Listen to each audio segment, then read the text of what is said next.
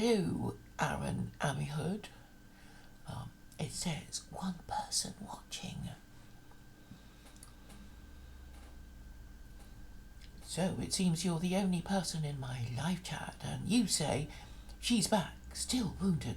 Let's put pressure on and squash secular Koranism once and for all.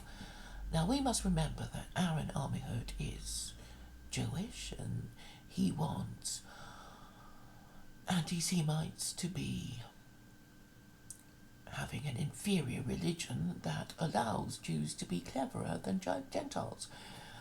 My position against Christianity is that it is irrational and untrue. In order to remain a Christian, you have to basically cut off, lobotomize yourself, basically. You are to lobotomize the bits of your mind that tells you, well, I'm not sure if an executed revolutionary could possibly be the co-equal of the supreme and eternal Abrahamic God, the same God worshipped by Jews and Muslims who have a different idea to how Christians see God, and it seems that they think that Christians are idolatrous. And is there any doubt about it? Well, no, because there are verses in the Quran that tell Muslims to admonish Christians who claim that God has begotten a son. That would be chapter 18, verse 4 of the Quran, and obviously the Jewish opinion, the narrative even, the Christian narrative is that the Sanhedrin found Christ guilty of blasphemy, and they said he claimed that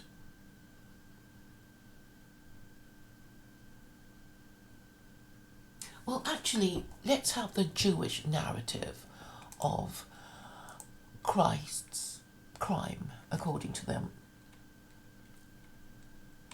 Judaism, Christ.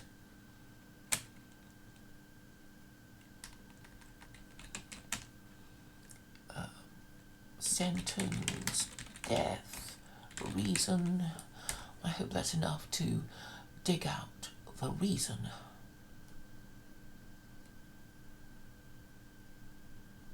Jewish deicide, it seems, is a Wikipedia entry.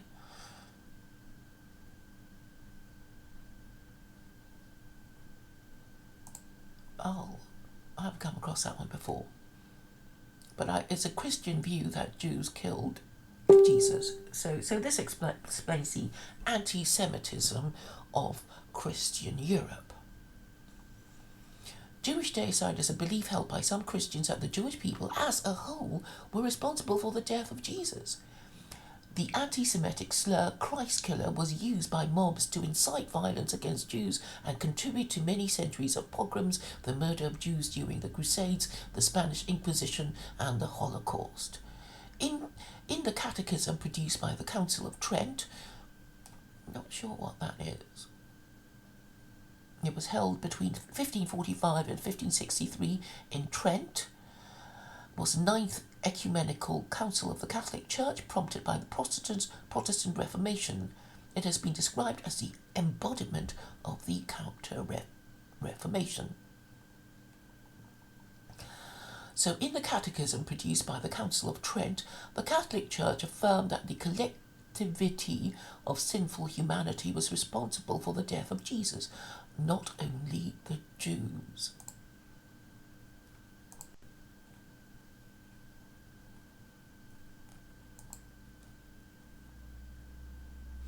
In the deliberations of the Second Vatican Council of 1962 and 65, between 1962 and 1965, the Roman Catholic Church under Pope Paul VI repudiated belief in the collective Jewish guilt for the crucifixion of Jesus.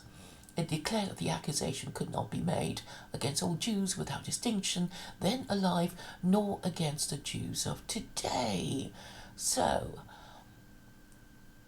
you can't deduce whether something is true by the way people behave.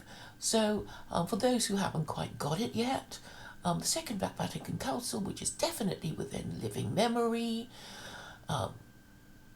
had the Catholic Church saying it's probably wrong to blame all Jews for the crucifixion of Jesus. So this is relatively recent, so we can't expect all the anti-Semitism of accumulated centuries to just die out.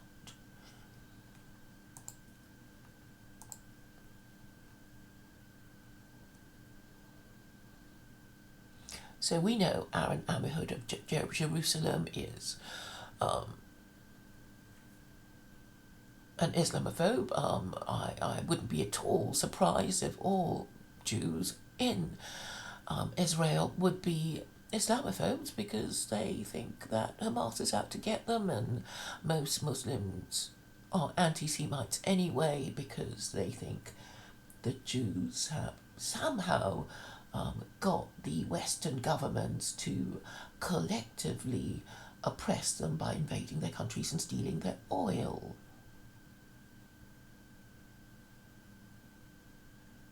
And Aaron Amihud is saying that the only reason I take this position is because I resent a white man. How have I shown any resentment for the white man?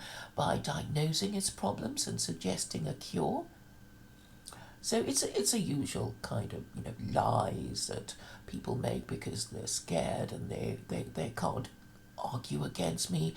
Aaron Amihud and I used to stream together, because that was when Aaron felt confident of defeating me in argument, and when he discovered that he couldn't, he stopped streaming with me, and then he hid me from his streams and refused to let me on, exercising the same kind of censorship that Church of Entropy does.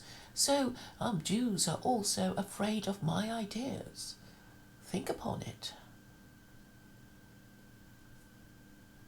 That's because they can find no argument, because I use the rules of Judaism against Jews by reminding them of what they're supposed to be doing for us, which is nohidizing gentiles and leading them away from idolatry, while Aaron has been telling me to promote Christianity. And I'm saying there is a problem with Christianity, and obviously there is a problem with Christianity, otherwise it wouldn't be kaput. And the problem of Christianity is its idolatry and its absurdity and its unbelievability. But Aaron doesn't care, because he's in Jerusalem and is a religious fanatic, and he thinks that he actually has been in trouble for inciting hatred against Jews in the diaspora, because his cunning plan is to get all the Jews to go to Israel, and then the Messiah will come. And that is his cunning plan, basically. So that was how I met him, through a neo-Nazi channel that was OVs, and he actually said, I want neo-Nazis to frighten my fellow Jews living in America, so they'll come to Israel and trigger the arrival of the Messiah. Aaron also suffers from depression and what's it called? Manic Depression. So obviously he can't be trusted. Many people in the alt-right are in fact mentally ill, and they can't stick to a plan. They can't take a consistent position, because they are the slave of their appetites and their emotions, and and when you present undeniable truth to them, they'll just deny it. So often I've told Aaron that Jews were chosen for a specific reason, and it is to promote the no-hide laws. But because he doesn't want to promote the no-hide laws, because he knows the logic of promoting the no-hide laws would be to call on Gentiles to adopt secular Koranism, he just refused. So, and because he couldn't find a good counter argument against mine. That's why he hides me from his chat and tells me I'm persona non grata on this channel. You have admitted in my streams that you suffer from mental illness and you're manic depressive.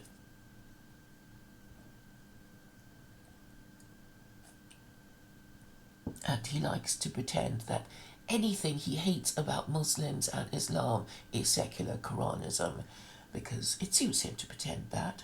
So on the one hand, he's, if you look at the chats, you will find him in the live chat. He'll be saying he's on the one hand accepting the supremacy of secular Koranism, the unarguability, the undeniability of secular Koranism, and then he would be talking shit against it. So he can't make up his mind. He's in a state of neurotic suspension, like the rest of the West. They are like women in denial.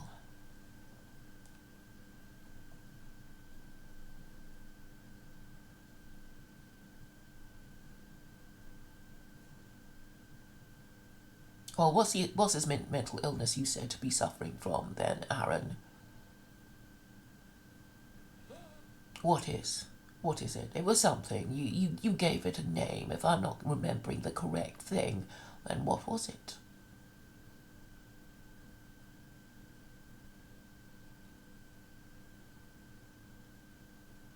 Anyway, you can't take a consistent position, and it's clear.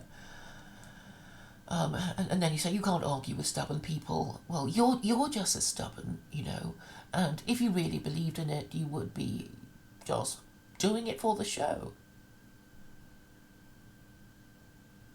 Oh, thank goodness he admits it was something. It was a name. Yeah, it was a name. Was it ADHD? I don't think so.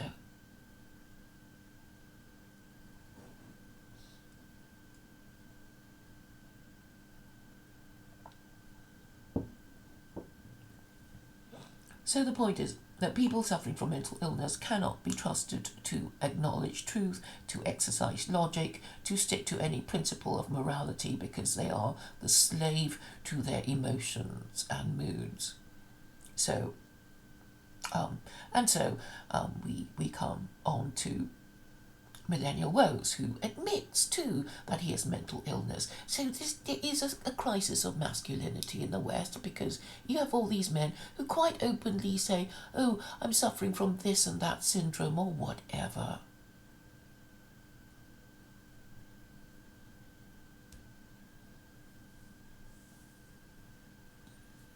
So we know that Millennial Woes has actually asked people to donate to his Patreon, to pay in money so he can afford to see a therapist, and it's actually disgusting. I guess I'm just old enough to find, men with mental illness, it's like, why would you want to have anything to do with them?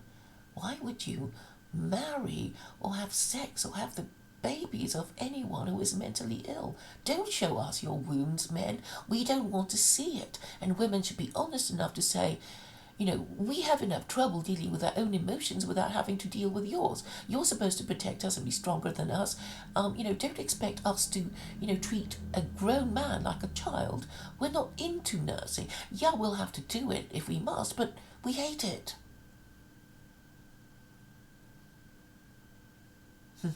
Projecting, Aaron, you're saying I need to be diagnosed. Diagnosed for what? I'm the sanest person around. I have consistently relied only on truth and logic, and this is what triggers you all, and you can't argue against me, and that's why all you're left with is lies. Lies about my position, deliberately misrepresenting secular Koranism, pretending that you're even stupider than you already are, trying to confuse people when what I've said is so very clear, and yet you can't argue against it. After all these months of knowing me, you can't come up with a counter argument.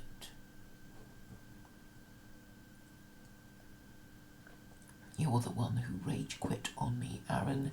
You're the one who said, I'm no longer welcome on your streams, I can't even post in the chat, and then you just delete the chat anyway. It's a sign of insecurity. I will leave things out because it will be testament of how my position was, and you can judge me according to how much I've been following my own principles, and if I change my mind, I will tell you exactly why. And of course you misrepresent my position or pretend you don't understand, which is, you know what, it is low status to pretend that you're even stupider than you are, or even more mentally feeble. It's just low status and working class. You know, it's when you hear a command or an order and you pretend you haven't heard it and say, oh, I didn't hear, so you can ignore it. And that's the only thing left for beta males. That's a passive-aggressive thing, like, oh, master, oh, mistress, I didn't hear your instruction, that's why I didn't come, that's why I didn't do it, oh, I misunderstood, I thought you meant this, when in fact I knew very well that you meant that. Passive-aggressive shit. And of course you have no shame, and when you're shamed, you'll just rely on your mental illness to get yourselves out of trouble, which is also a very, very lower class and effeminate thing to do, and you don't even realise it.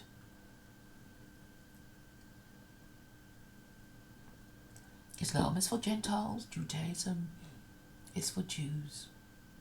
It really is as simple as that.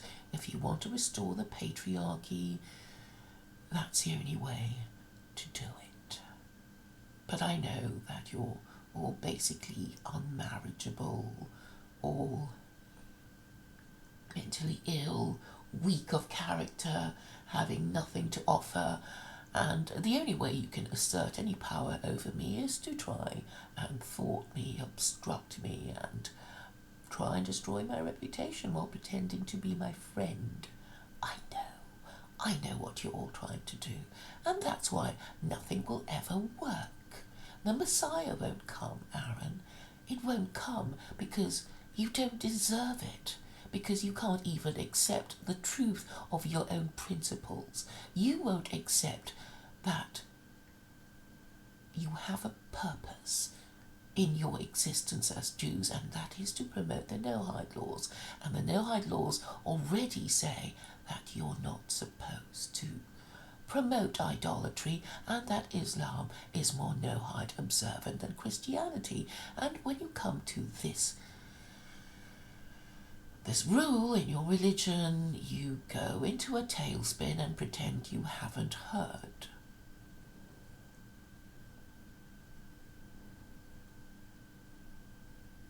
I don't know, Aaron, where everyone is. It doesn't matter. We have a lot to say to each other, really. I'll even call it the my advice to Aaron and Millennial Woes stream.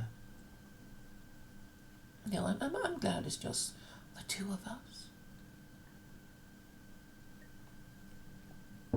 Just the two of us. Dum, dum, dum. So, Millennial Woes is basically saying in that stream that you'll find in the description that he just finds Christianity unbelievable. But he doesn't say anything about Islam, which is the next thing. You see, the whole point is that we only have 5 religions, 5 world religions. So if we've lost our own, because it doesn't work, we don't like it or whatever, we have the other 4 to choose from. So there is a logical way of choosing these things. So all the people in the alt-right who complain about Jews and Muslims,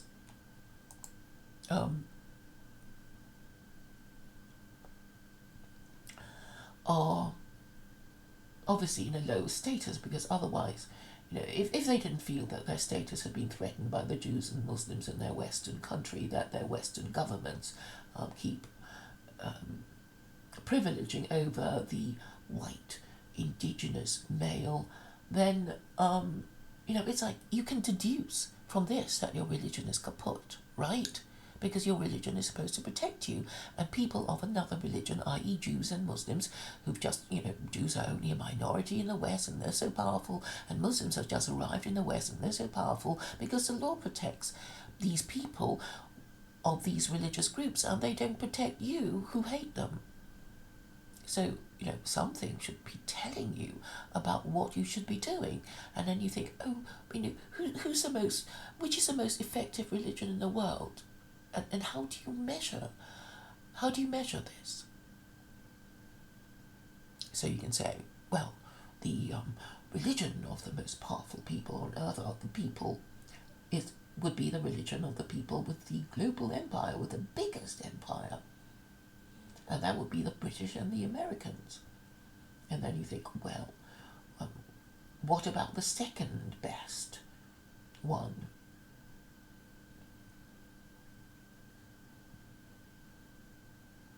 And of course, that would be Islam. So here we have it. Jews are the world's most ancient and powerful tribe. Nobody can deny that. They've been around for longest. They've been around since the time of the pharaohs, right? So, and of course they accomplished this feat of keeping their identity for 2,000 years after they were kicked out of their own land, and they got it back. So that's an achievement, and whether you hate them or not, they have this achievement. And Christianity came after. Christianity and Islam are derived from Judaism, and Christianity is kaput because Jews and Muslims are raised in status above Christians in their own Gentile, supposedly Christian country. So we already know that it has failed. And obviously, not everybody will. Okay, so you're this Gentile, this post-Christian whose religion has failed. Do you think, well, okay, I could become a Jew, but most people are not up to it, and the reason why Christianity has failed is because Christians are now, not following their principles, allowing widespread illegitimacy, and they're in a state of being unable to bear their sins nor their cure, as Livy once said about the Romans. So obviously the next one is Islam, whether you like it or not, because it can't be Hinduism and it can't be Buddhism. Aaron asks, why do you promote homosexuality? Do I? I've said that under Secular Koranism, gay marriage would be abolished. And then Aaron goes on to say, tell me about your grudge against a white man, Claire. I would say tell us, but there's no one else around. That's okay. It's just between you and me. And what makes you think I have a grudge against a white man? Give me your evidence that I have a grudge against a white man.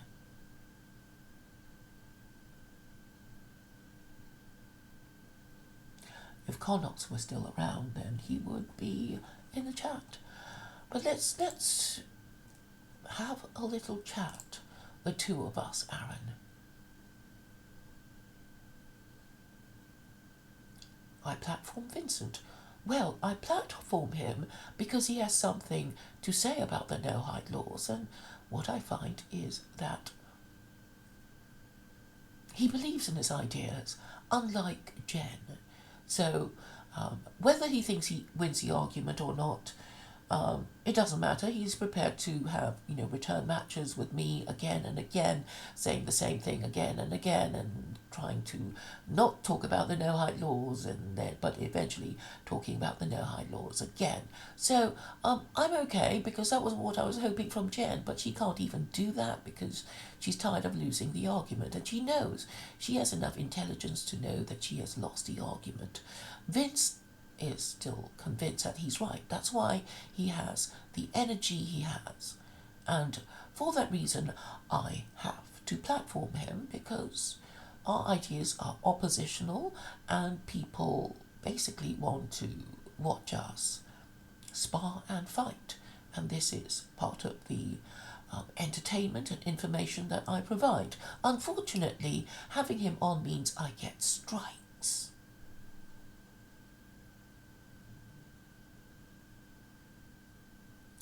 Curiously, he appears on other channels and they don't get strikes, or do they? I don't even know. Anyway, the very big channels, he says the things he does, and they don't get strikes. Has this channel got a strike yet? I don't know. Why do I get strikes? I think it's because people want to keep me down. So there'll be people in the alt-right who want to take my channel down. Do they? I don't know. But anyway, I know that Ed Dutton and Richard Spencer have been talking about people in the alt-right hating what they say about Islam, hating the fact that they're talking up Islam and reporting them. So I know it happens to people on their own side.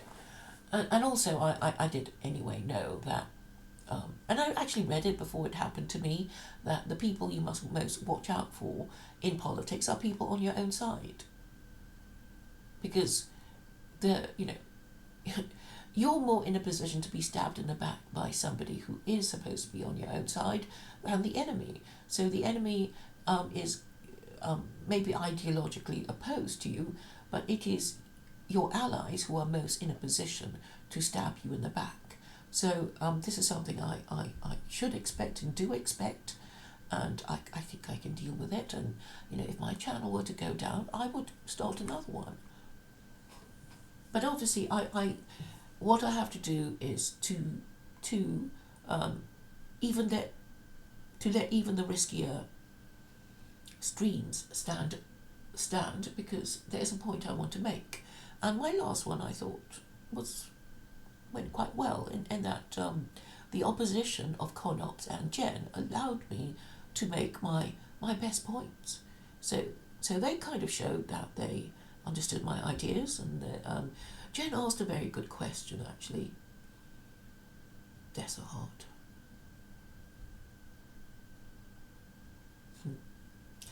I actually forget what it was now, but you sort of have this sort of emotional memory of things, and you can't remember the detail of it, but you remember that it was something good or bad that they said or did, but anyway, we can go back to it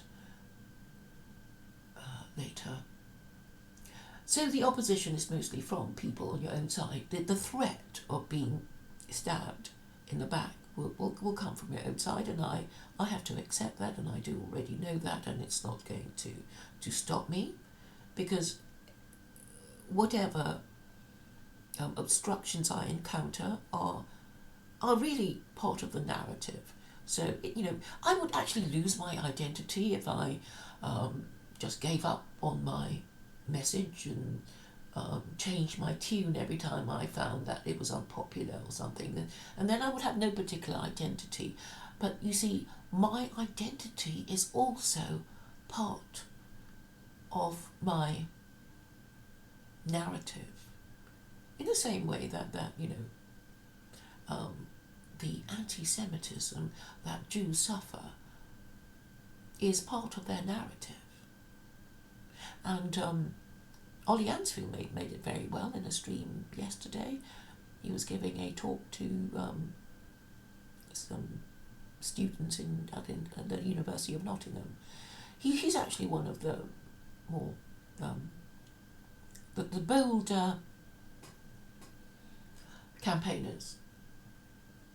So yeah, he's a young man of conviction. I'm pretty sure he knows who I am. I guess at the moment I'm not having many people watching me because YouTube is probably screwing with my figures, or there's a deliberate boycott, or it's the wrong sort of time, or whatever. It doesn't really matter because I already know that people will come by later to watch it if they didn't catch it at the time. And the best streams are mostly watched after the stream was complete. So I'm not bothered at all. And I know that in the matter of content, I'm second to none.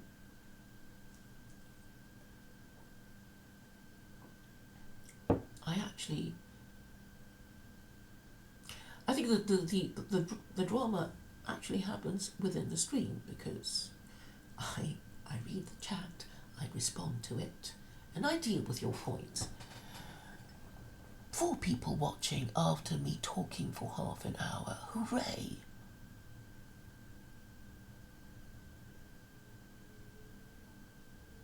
So you are assuming that I think the white man has wronged me. I don't think so at all. I'm saying to the white man that he's ill and I have the cure. So how is that showing that I... what was the word?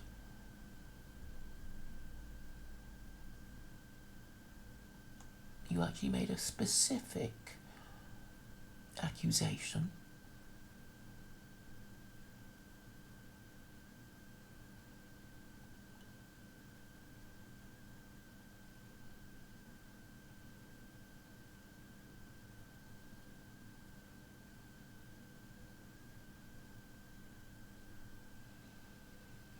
Implying that I want to destroy the West.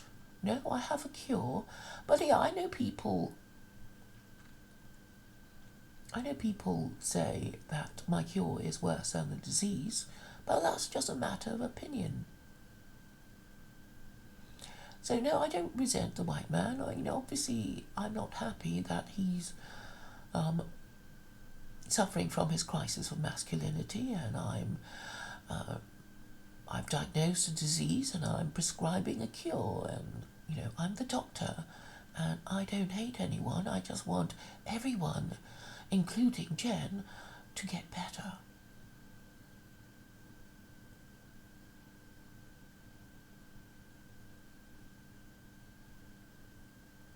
So Aaron Ummerhood is saying that the no-hide laws are gayer than Vincent. So gay. That's heresy, Aaron. It's heresy, what you're saying.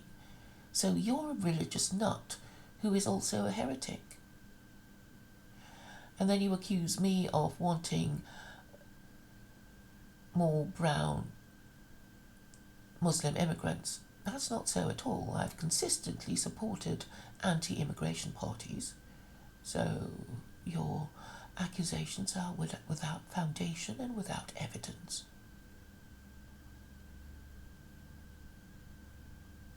Aaron Ummerhood also doesn't seem to know that the orthodox view of Judaism, it doesn't matter whether it's absolutely true or not, it is basically that Orthodox Jews say that they have to read the Torah through the Talmud. It is their religious duty to read the Torah through the Talmud. I don't know what kind of Jew you are, but it sounds like you're Reform. I don't see how Church of Entropy, i.e. Jennifer, are promoters of brown power. I often criticise Muslims. Actually, they're actually just as atomised as the alt-right. They don't have a leader. You talk to them and it's like they don't know anything. They don't even know their Quran. And really, a lot of them are anti-Semites, and you can't reason with them. And they're actually afraid. So they're no good. So that's why I talk to rabbis. But whether rabbis will, continue to talk to me, I don't know. So Aaron assumes that I think Britain has wronged me and I'm taking revenge, because he says, how has Britain wronged you? Tell the story.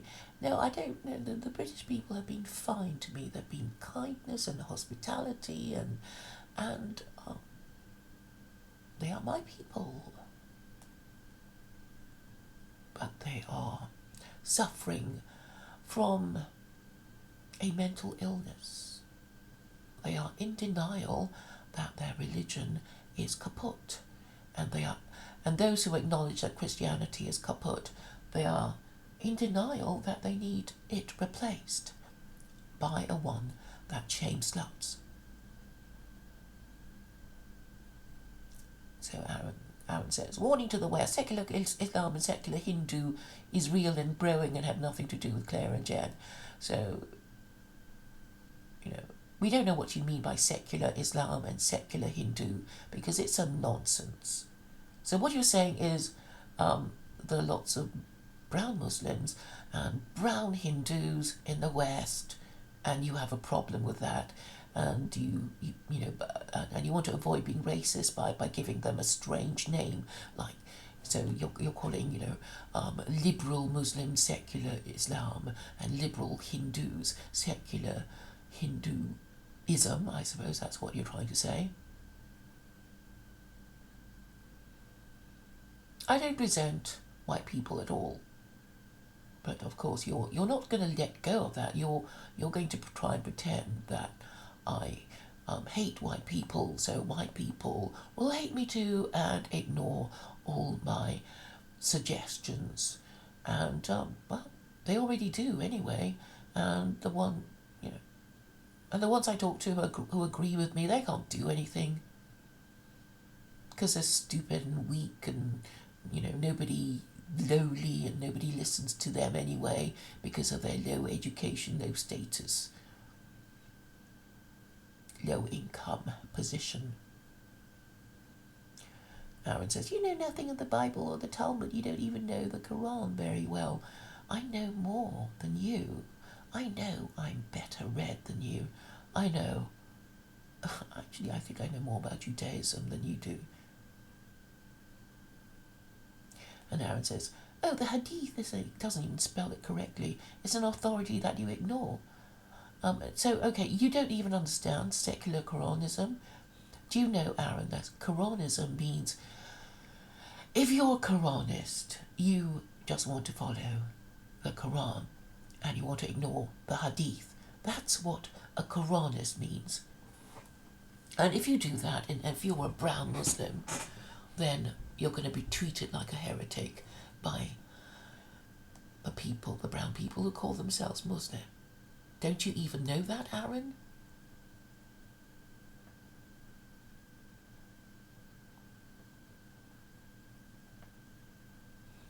Now tell me, Aaron, what does John Vance know about Islam? That is more than what I know. He won't engage with me,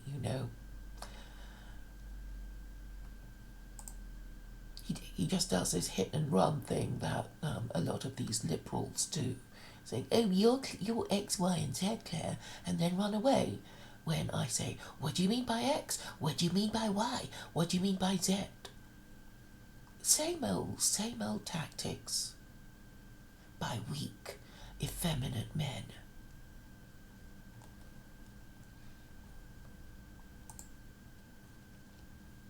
Shall I play you what Millennial Woes was saying on his stream?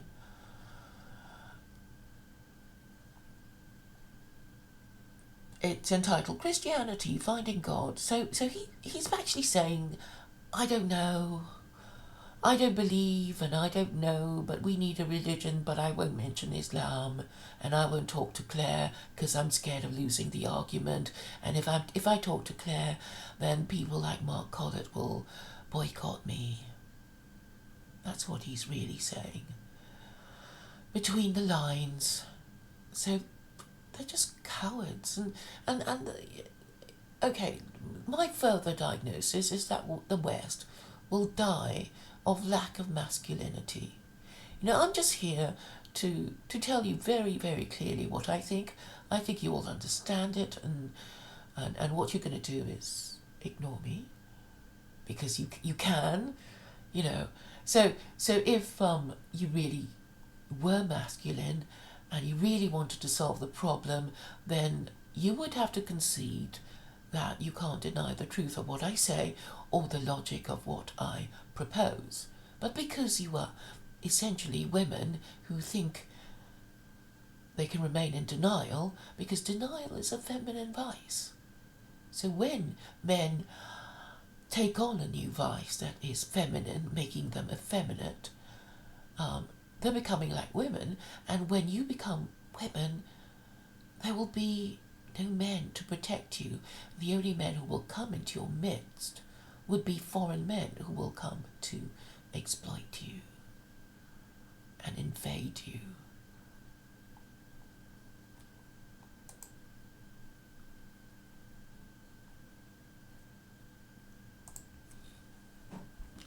So what I have here is all these men who, they actually can't deny the truth of what I say, and that's why they say, oh, don't expect us to platform you, Claire.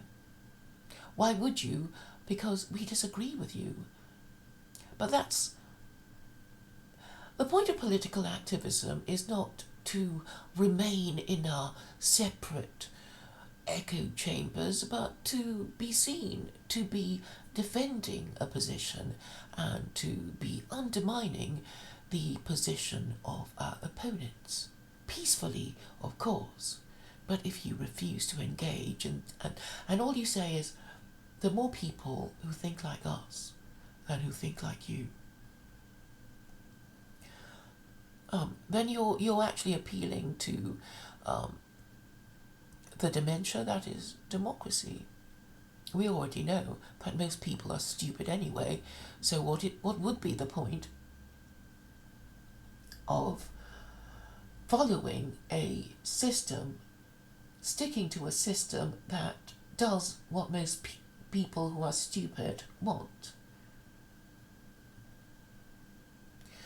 So your last comment was at 12:35, and your comment was, you know so little, Claire.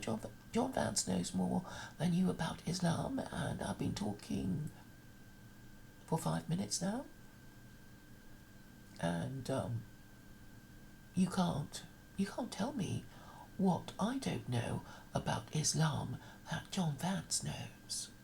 So we know why John is an ex-secular Koranist, because he's thinking in the short term.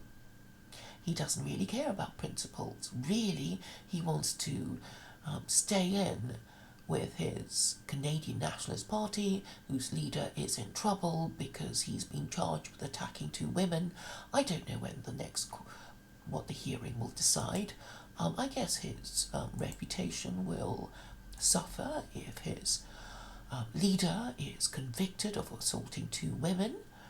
But, you know, he's so short-termist that he wants to stick by his leader, who may easily be convicted of assaulting 2 women. I know nothing about the background, but his the most recent video from the Canadian Nationalist Party was a cross. So they're still using Christianity as an ideological weapon against all comers, but for some reason they allow John to be a Muslim convert and a member of the Canadian Nationalist Party. John's supposed to be a political activist. I don't... since he's unfriended me on Facebook, I really don't know what he's been doing with his time. Is he still learning how to say his prayers in Arabic? That is not political activism as I see it. So he's not even following the principle of being a political activist. But I am. I'm still doing my thing and saying my thing and developing new ideas. It doesn't matter if you ignore me because, well, it's on record that I've been saying what I've been saying, and if you ignore me, it just means that you're also intellectually and morally corrupt. And obviously I don't have the power to physically force you to do what I say. But the point is that you're supposed to be moved and shifted by acknowledging truth and logic, but you're so morally corrupt that you can't even do that.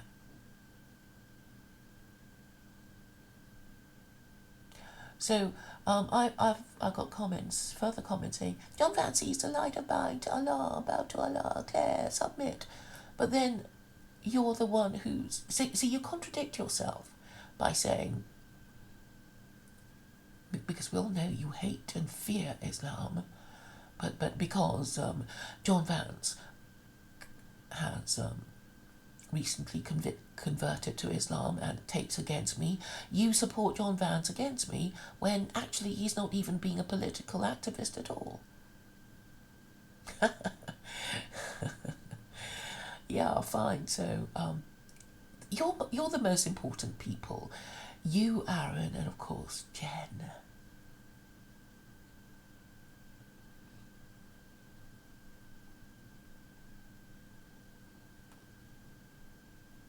But back to Millennial Woes. Shall I play his thing?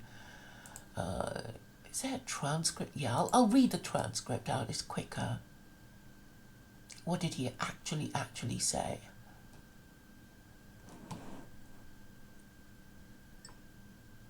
So he's reading a question from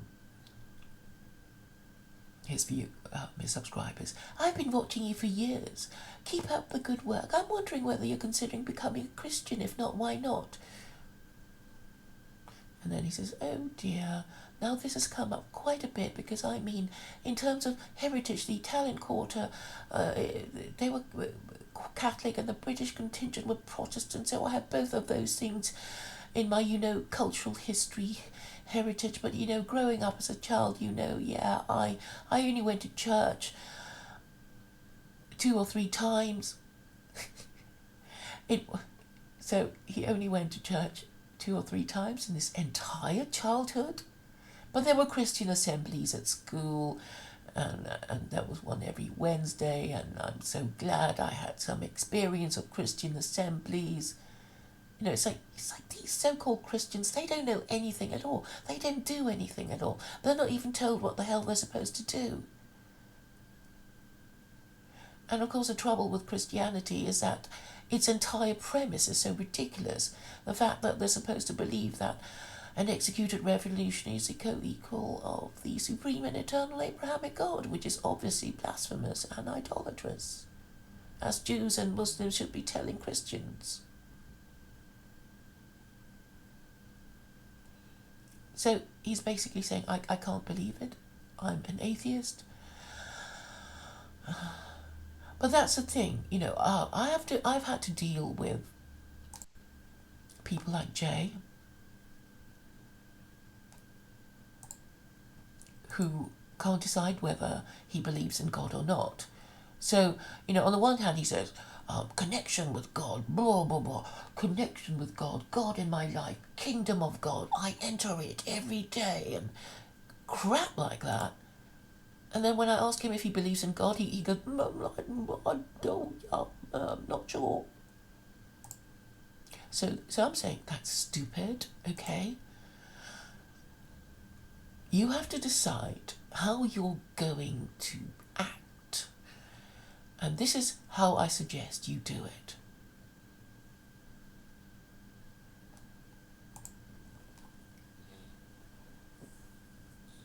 You decide whether the laws of God make any sense at all and what evils they are intended to address. And then you have to decide whether not following them has been good or bad, because, the entire premise is that the West is postChristian. It certainly doesn't follow the principles of Christianity. Most people don't even know what the hell it is that they're supposed to believe in. And really, yes, it's true that if you want to be a Christian, or i.e. an Anglican or a Catholic or of the Orthodox Church, and I'm only mentioning the most powerful churches in Christianity, you have to believe that an executed revolutionary is a co-equal of God. And you don't. That is a problem. And your parents didn't either. They only pretended to believe in it. And in fact, nobody really believed in it. They just knew it was a corrupt bargain. So my perception of what happened when the Christian missionaries from Rome came to, the far-flung, the then far-flung bits of the European continent, to Britain, to Ireland, to or anywhere that wasn't Rome, was that they did a deal with they formed a corrupt bargain with the European monarch in charge. So the deal, of course, you're not going to get it anywhere in history books, because it's a dark, lurking, dishonourable corner of it. So these Catholic missionaries, because once upon a time everyone was Catholic, and the only church was the Catholic Church, they reached out to the European monarchs and said, look, we come from Rome, you know what the Romans did to you when they were doing their invading and conquering thing and making you part of the Roman Empire. You know how strong they were. Yes, they've come and gone, but we're there now, and we have all the wisdom of that civilization still in us. And we are the religion now that operates in Italy. And we are very powerful, and we are very learned, and we will help you run your country. And we'll have one of our agents in your land, and you will call him either Cardinal or Archbishop. Well, everyone was a Cardinal. I mean, the King's advisor was basically the Cardinal, and of course a Cardinal would be loyal to the Catholic Church that pays his wages. And when Henry VIII broke from Rome, the Cardinal became the Archbishop of Canterbury, of course. So that was how it worked. In fact, it has been said, I think in Shakespeare, that the Archbishop of Canterbury is a king's conscience. So that was how it worked. It was a corrupt bargain, and of course, the king would say, well, my people are pagans. It will be a little difficult to get them all to suddenly agree to this tall story. And I guess the Catholic Church would say, oh, don't worry about it. We have lots of lovely idols of a beautiful woman holding a baby. Everybody loves the idea of motherhood and apple pie and a kind, beautiful woman holding a baby that is also the God they're supposed to worship. They'll just love it. And, we've got lots of idols that we can send your way, and they'll be much more beautiful than the ones you already have. And the ones you already have, you should smash, because you have to substitute those for the Jesus and Mary ones, which will be sending, on their way for a price. So that was how it worked. You won't get this in the history books, but I think you're beginning to see how it makes sense. So everyone from then on would be Christian, and those who objected would be, guess what, intimidated by the government. That was how it worked. And that's why so many people like Jen and Ovi and Gandalf and so many ex-Catholics that I know in the alt-right and elsewhere, they're just traumatized people who hate Jews and who hate Muslims because they hate themselves for having been tricked by Jews, I suppose. And you can't really deny that Christianity and Islam were derived from Judaism, and of course they already hate Jews, so they're not going to avail themselves of any of the Abrahamic faiths. And that's why, like Jen, they rush to any anti-Semitic trope, which is why they go on about being Aryan, Indo-Aryans, and then of course they think of the religion of anyone who might be Indo-Aryan, and it would be the antithesis of the Abrahamic God, which is idolatry. So I've more or less explained to you the twists and turns of the traumatized white person. That's why Jen laughs as the incarnation of a Hindu sage.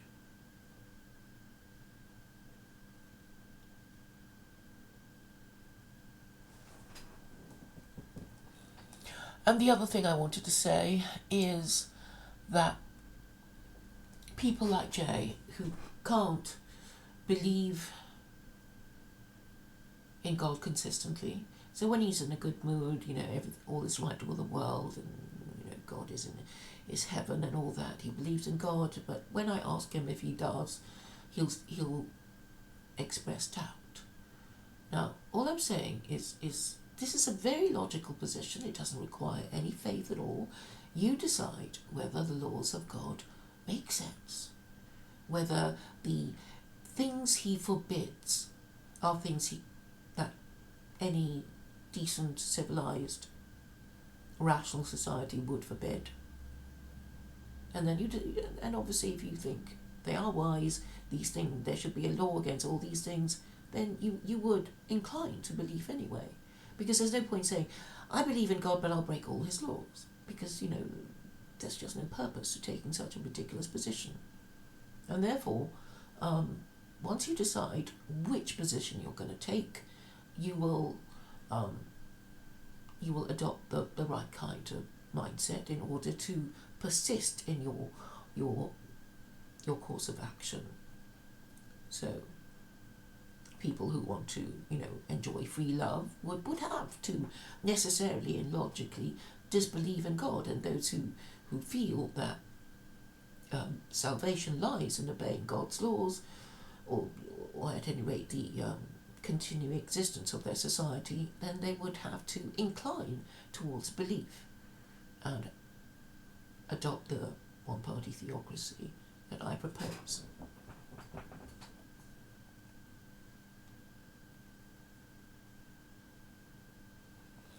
Henry Claymore pops up and talks about Turks and Greeks.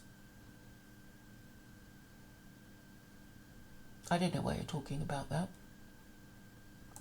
Why do you think I might be supporting the Turkish invasion of Greece?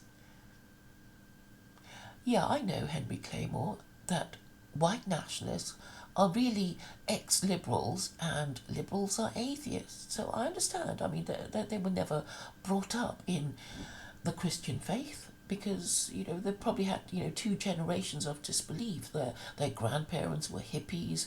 Their parents are, never believed.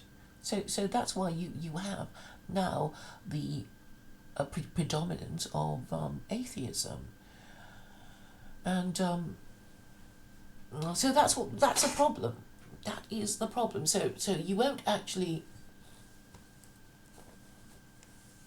and because most of you are just so stupid and stubborn, and you won't be moved by truth and saying, oh, well, Claire hasn't got an army, we can continue to ignore her because she's, only a small channel, and we'll just, ignore everything she says. Though I think I've said it enough times for you to understand, Henry is, I don't know if you understand my position.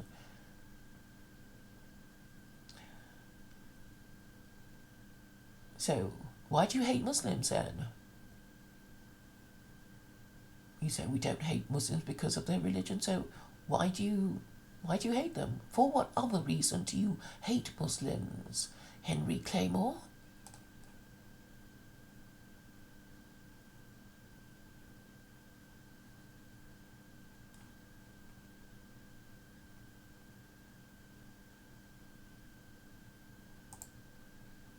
Yeah, I mean, that's a trouble. I'm just talking to really dumb people who can barely express themselves in their own language. And then you try and explain things, and then, in the rare event that they get it, they'll just pretend not to get it. So it's hopeless. It's like talking to a bunch of inmates in a lunatic asylum. Yeah, on a good day, you might actually get them to agree with you, but then you see them again, and they'll have gone back to their original position of opposing what you say, because they're probably afraid of upsetting their political associates, and they'll just have to toe the same line, because they're probably so savage and stupid that they beat each other up for not towing the groupthink. Yeah, this is what happens when your government doesn't care about you. It'll just say, yeah, come on, invade us, because we won't do anything. And when the invader gets a message that you won't stop them from coming, then of course they'll keep coming. Don't you get it? Why doesn't your government care about you? And the reason it doesn't is because they're all corrupt. And they're all corrupt because your religion has failed. Yeah, it has failed. You could say it's your fault or whatever. It doesn't even matter if it's not. It's like, there's a problem, deal with it. And you're still wanting to apportion fault and wanting to blame Jews. It's like, there is a problem. Do you want to fix it as soon as possible, or do you want to keep blaming Jews and complaining about them until the day you die? It's this sort of stupid, unconstructive attitude that causes all the damage. And of course, nobody above you cares about you. You know why they don't care about you? It's because you're not good workers. And that's why. And that's the reason why they want to bomb these Muslim countries, so the refugees flood in, and then they'll be so grateful to be alive that they'll work for peanuts. And you still don't get it. And I'm telling you what it is. But even if you got it, and even if you told each other, you wouldn't be able to do anything, because your whole life is about not doing anything.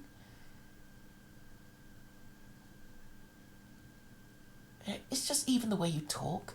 People like Luke Ford.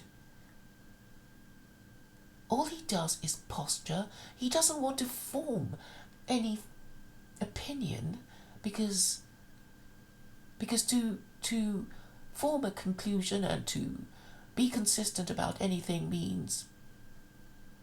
I mean, what consistent position has he taken on anything? Nothing. I mean, apart from... No, okay, you can say, he converted to Judaism, but actually nobody believes he's a Jew. In fact, there might be people outraged at the fact that he continues to be allowed to pretend that he's a Jew. Really, Henry Claymore, he has more impact on what? On the way he talks about directing porn videos? What? What position has he ever stuck to that you can think of, Henry Claymore? He might have more subscribers, but what do these subscribers do? Fuck all. They're losers and inert. They're politically inert. They don't say anything for any political action. They just want to be seen to be saying things in order to get likes and subscribers. They don't ever propose a solution. Not even the Cotto and Gottfried stream. What do they even say? It's like, we're two intellectuals and we can say all these things in a clever way that will prevent us getting strikes, unlike the plebs, who will always say the forbidden word and then get strikes and then blame Jews. In fact, they're both Jews, of course, but They haven't proposed a single solution. They're just there to sound clever. Will they invite me on? Probably not. Tell me, Henry Claymore, what impact Luke Ford has other than his greater number of subscribers. What's he ever done? What position has he ever taken consistently? No, politically, I mean, he does useful things in that he provides a stream that we can all meet and chat to each other on while we ignore everything he says anyway. It's just noise.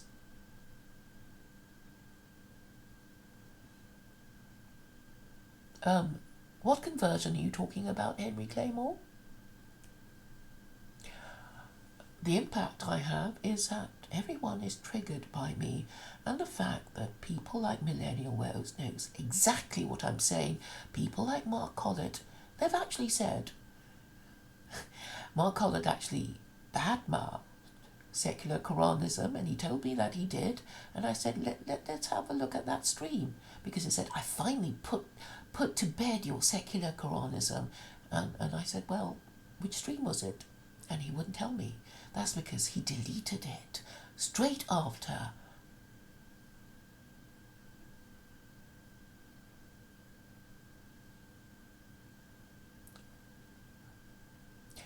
In a way, I'm grateful that the same old stupid questions are being asked again and again. Henry Claymore asked, how do I think the conversion to Islam will actually take place? It doesn't need to take place. I'm not Muslim. I only see the purpose and wisdom of God's laws. So I'm saying that individual Western governments adopt secular Koranism, which actually guarantees free speech. So every country, every Western country that adopts it will have in its constitution the First Amendment, which is better than not having any guarantee at all, right? So really, what I want is a lawyer who has actually read the Quran. That will be my ideal person to talk to. Do you think Cotto and Gottfried will do that? Or will they just ignore me because they don't want to get into trouble by discussing secular Koranism? I think that will be the cowardly position that they will take. I just have the feeling that these two men will be not talking about secular Koranism, not talking about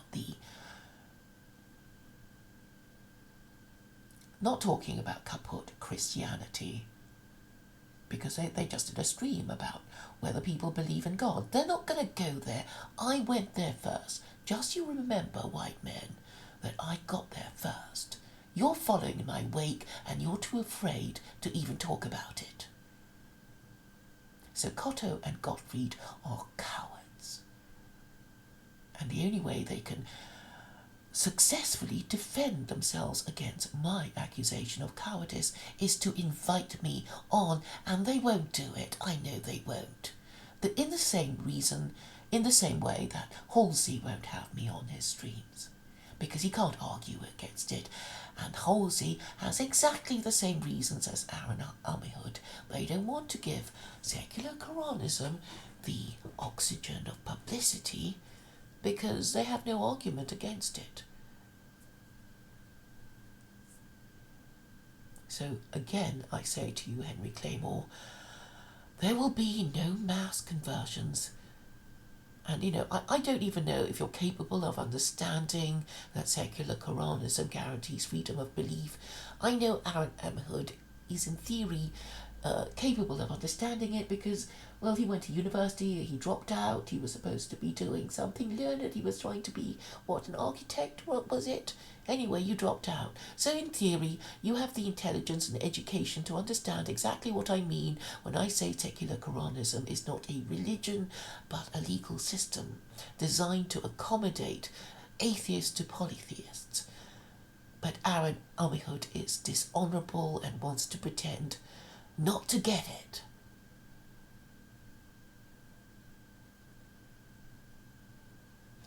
And what about con-ops? Con-ops will be pretending that okay, it's a position that he's taken very consistently, which is that let's not do anything, let's just carry on, but be Islamophobic like me.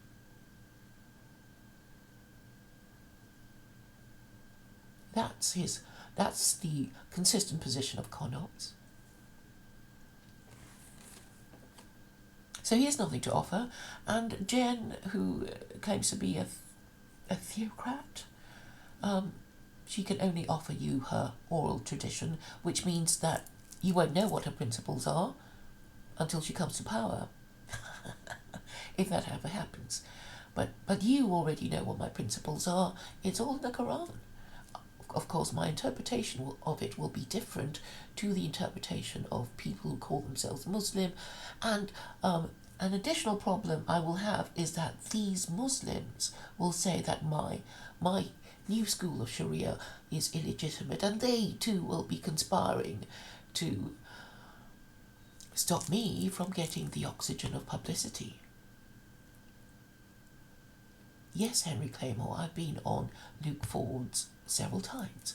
You can look up all the streams that I've been on with him by searching in YouTube.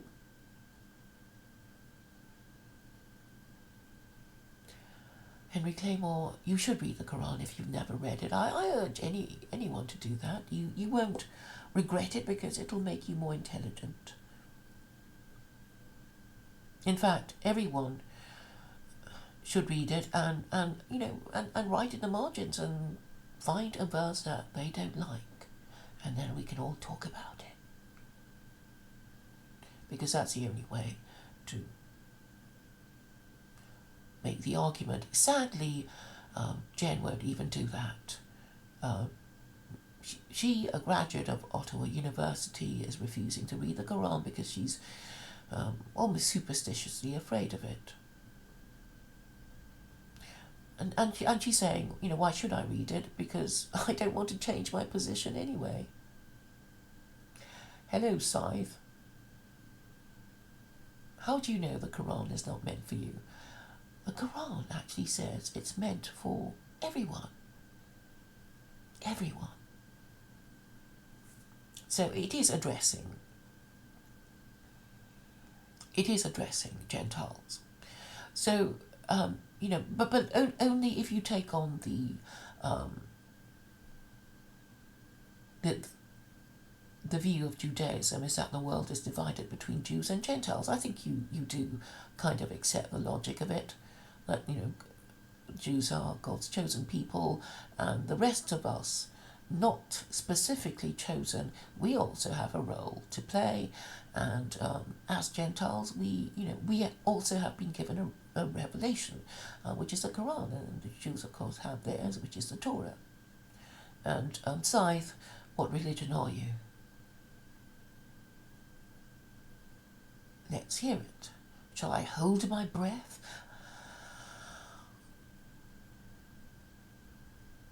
Or are you going to say, I have no religion, I'm an atheist? Is that what you're going to say, Scythe? You have nothing to offer your people, or the people you presume to call your people. Nobody's heard of what? Ariosophic Tao you? What?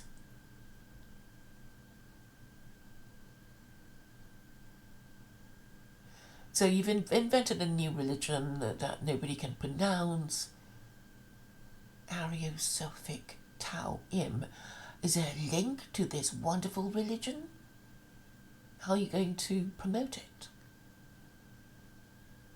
You Chinese or something? Scythe? That's a very...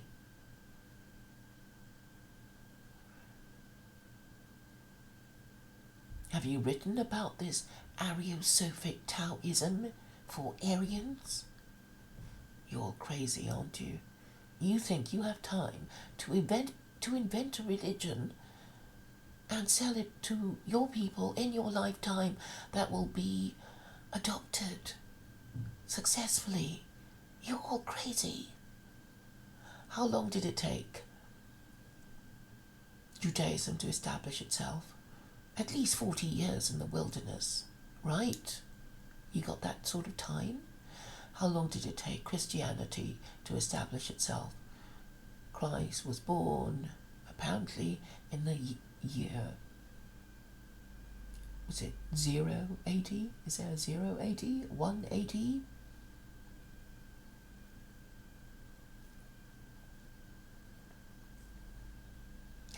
So we have 1 AD, and 325 years later there was the Council of Nicaea.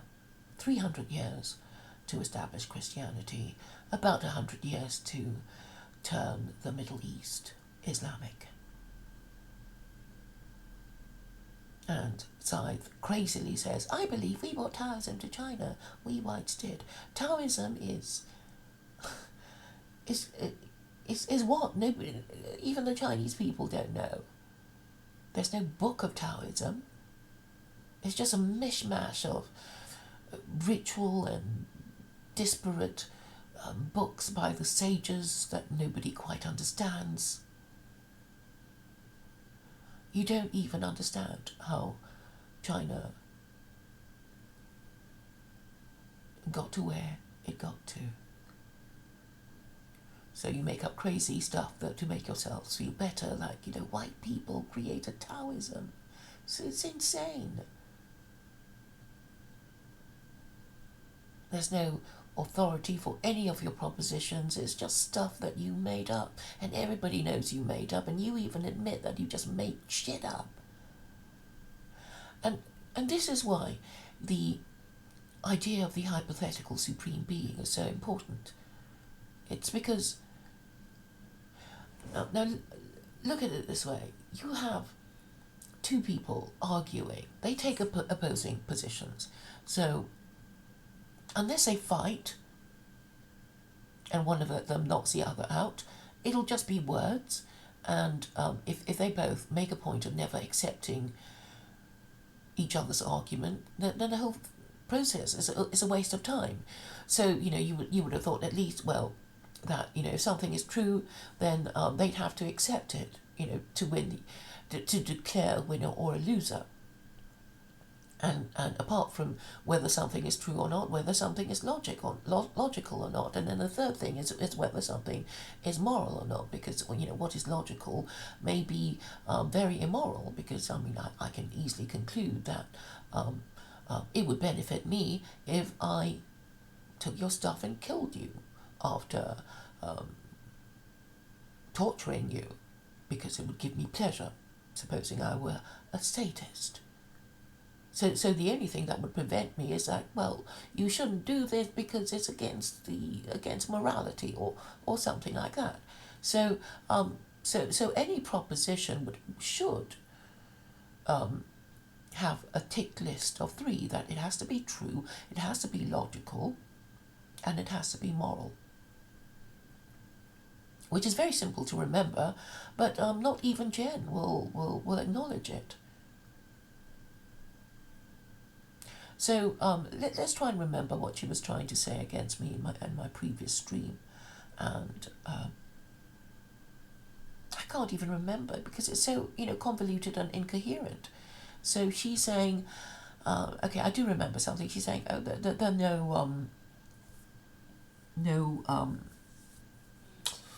what's the word? Exemplars of Judaism, Christianity, or Islam. And I said, yeah, I'm very happy to. Actually, I'd say Zakir Naik. He's all right, isn't he? He says what he means, and he's now in trouble, because he's now in exile in Malaysia, the only non-aligned Muslim country prepared to give him asylum. But Zakir Naik is a Muslim in India. And you know that the BJP are going around persecuting Muslims, and I think the Western media have given him a bad name, saying he's some sort of extremist terrorist. But fortunately, on YouTube, he's still allowed to upload and even stream, because he's actually said nothing wrong. So quite a few Muslims I've asked that they're actually too terrified to support Zakir Naik. Officially, even in private communications with me, too terrified to even say that. That's how scared they are. And it's like, well, you're supposed to, be the sort of brave, scary, principled Muslim men. It's like, not a bit of it. They actually, I don't know what they're trying to do. I mean, as far as I can see, they're just as atomized and disorganized and leaderless as the alt-right. So I don't know what the hell they think they're doing. They're certainly not doing any of the, struggling against oppression thing that they're supposed to be doing. It's laughable. And of course Christians, most of them don't even know that they're supposed to believe in the Trinity. And not a few years ago, the Archbishop of Canterbury actually demonstrated that he didn't even know that he was supposed to believe in the Trinity by, when he said, although I sometimes doubt the existence of God, he said, I'm absolutely sure that Christ existed. I mean, he said this stupid thing, and I just couldn't believe it. And I made such a fuss about it, and I know that the COB know exactly who I am, because I do go on about them. That they issued a notice saying the church, the Archbishop of Canterbury does believe in the Trinity, and any suggestion that he doesn't is a lie, or something like that. I can't find it now, but it's somewhere online. That's how, astray they are. It's like they've got all these principles, it's on record, it's in writing, they can look it up, but they just think they can get away with not following their own principles. So really, the only people who even bother to say that they believe that an executed revolution is co-equal of the supreme and eternal Abrahamic God would be people who want to convert to Christianity, usually for social and political reasons, probably, migrants who don't want to be discriminated against for being Muslim. They'll just pretend to become Christian. Then there will be the people who want to become Pope or Archbishop, and then they'll, obviously they have to be Christian in order to enter the priesthood. And it's basically, those people. Otherwise, why else would you say that you believe in an absurdity when you're not forced to do so?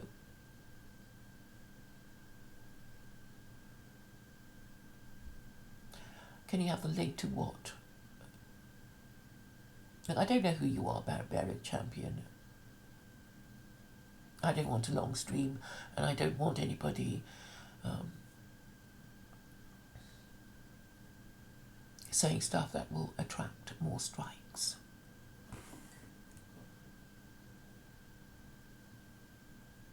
No, I don't think you support Zakir Naik.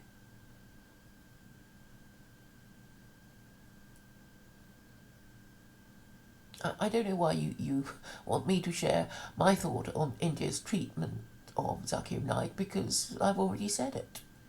Obviously I disapprove of idolaters exiling Zakir Naik at the behest of Western media, because I know Zakir Naik was supposed to come to the UK. In fact, I was looking forward to him coming over and going to one of his talks, but it never happened. But then he's not the only one who's been turned away from Britain. Rabbi Mizrahi was also prevented from coming in. So basically anyone who's a traditionalist who takes a principled position on their religion will be forbidden from entering the UK.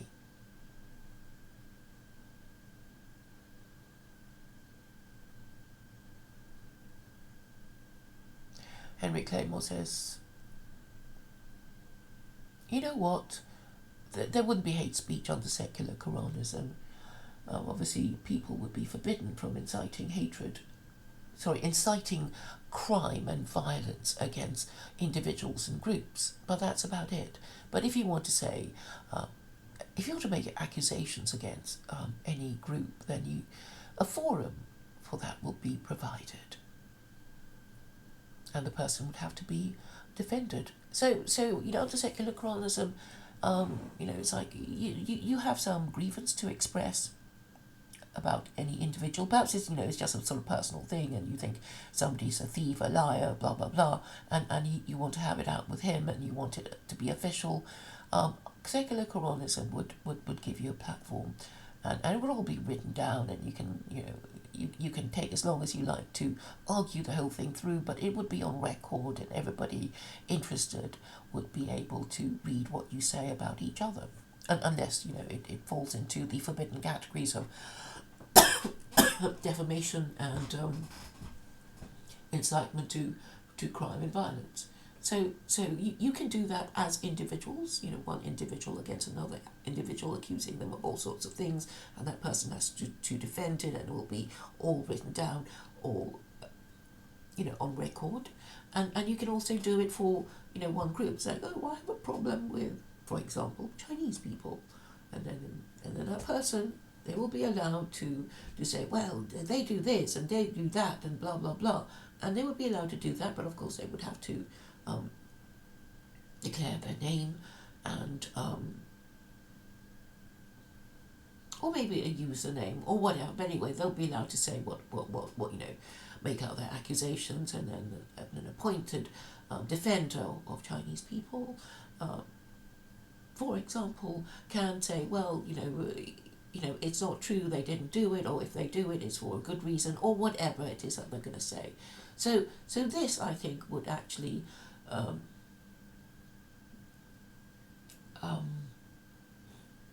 diffuse a lot of the hatred and resentment by allowing people to express certain things about certain groups in a non-violent way.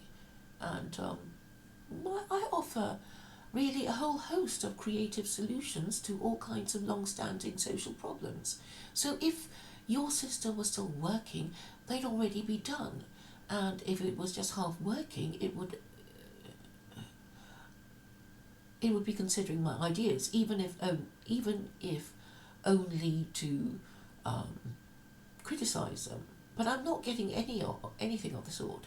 I'm just bumping around at the bottom with people who can't even try to deconstruct my ideas. Although, Henry Claymore, you've done quite well today.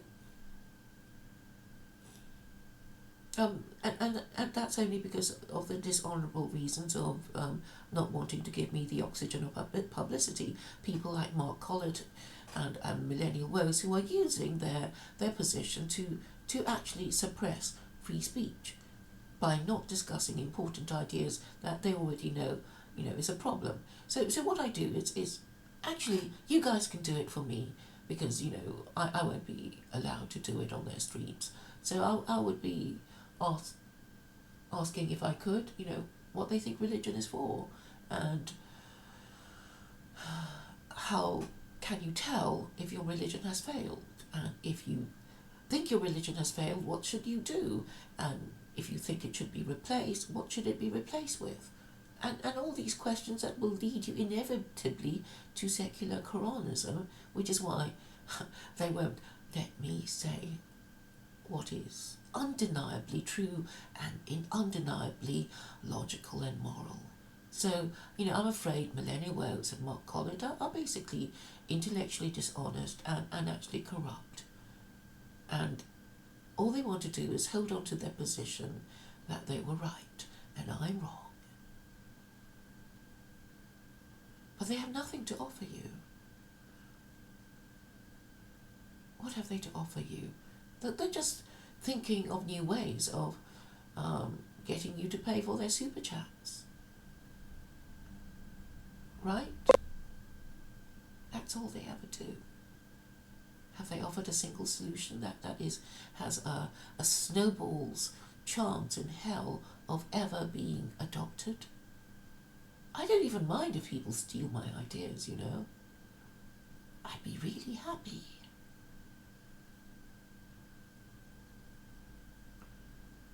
So, what happens when all the men in who are political activists are basically morally rotten? Let's face it, that's what they are. They're morally rotten. They know they can't win the argument, but they still want to hold on to their position. They're all morally rotten. They can't face the truth. They are in denial. The men have turned to women, and the chief feminine vice is denial. And it is ironic indeed that I, a female and a racial foreigner, have to tell you all this, because your own people,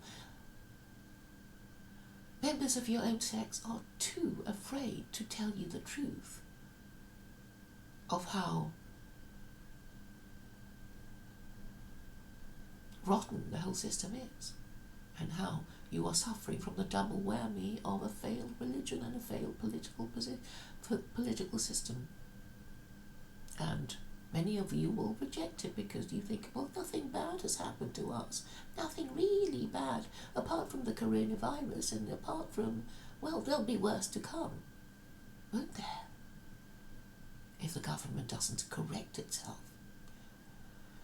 And it can only correct itself by doing a U-turn, and doing a U-turn would mean raising me in status by giving me the oxygen of publicity.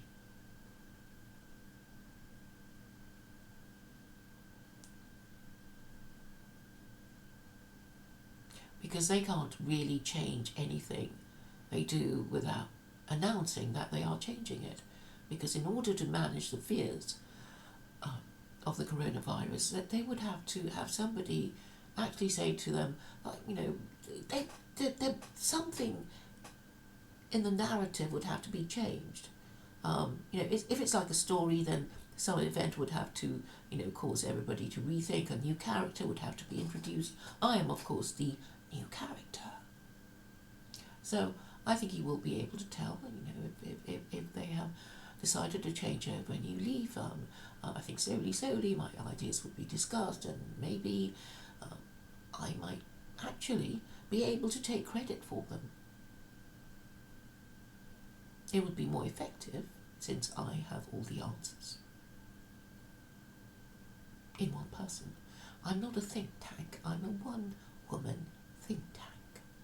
And I've been perfectly consistent in what I've been saying.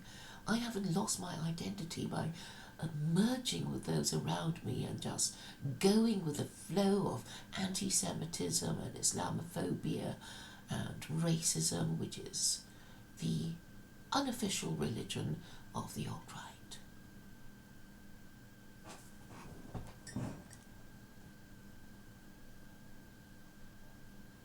You surprised me, Henry Claymore, by saying you'd convert to Islam. It was Jacinda.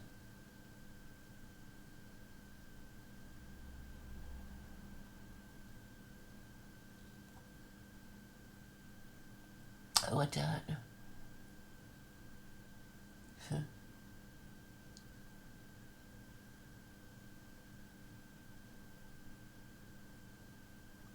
You say white women who wear veils are expressing contempt for white men.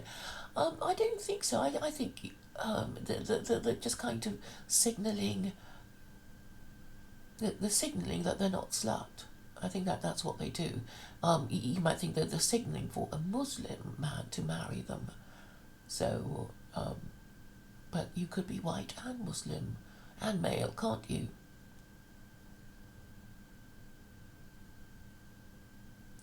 Well, you can't.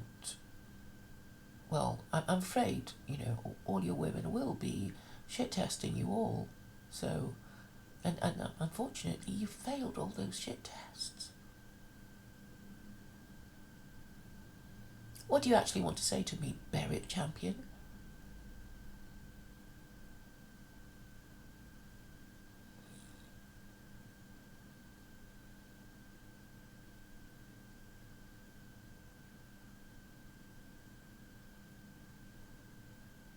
Oh yeah, well, yeah, okay.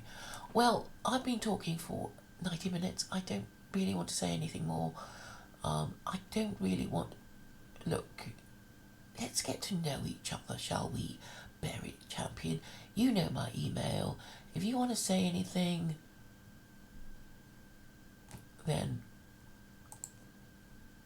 maybe we can talk. But I want to, you know, get to know you first. So you have no videos, right? Which is just a sign of a troll, you know. You just create an account just to troll people. 1 subscriber. I would be a fool to let you on.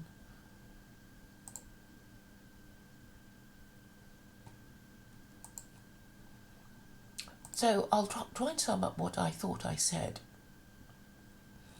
My advice to Millennial Woes, to your problem of religion, is to talk about religion with me, if you're brave enough. And why aren't you brave enough? Because you're a coward, because you are, not just you, but, you know, all Western men have had no moral education because they have no religion, and that is their problem. And the problem is that Christianity has failed, and no civilization, no society can do without a religion. And you really should be talking about it and asking yourselves, what is religion for? But you're so intellectually dishonest, so morally corrupt, that you can't even do that. You can't even stream about that. And you're deliberately ignoring me because I'm the only one who can succinctly and clearly make that position. And I know you know what I say, and you know that you can say what I say in your sleep. You already know what I have been saying.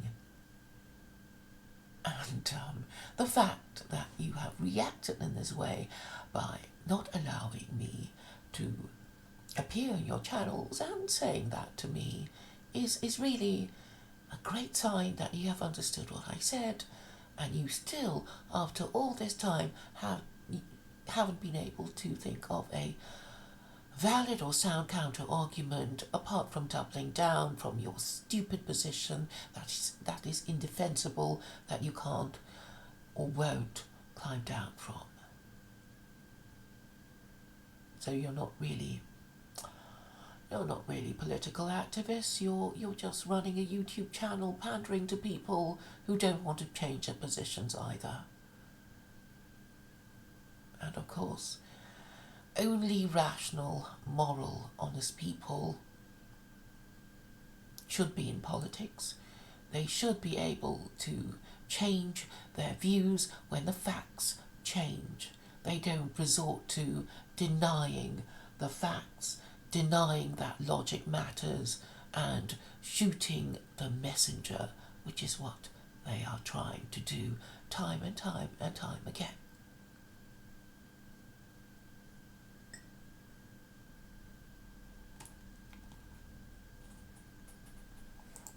Henry Claymore says, you emasculate alt-right men too much. It's not just alt-right men that I emasculate, because I know that in my little finger I have more masculinity than all of you, and that is because all I do is apply principles and state them. I always state my principles, and the minimum of principle that any decent person ought to have is that of truth, logic, and morality.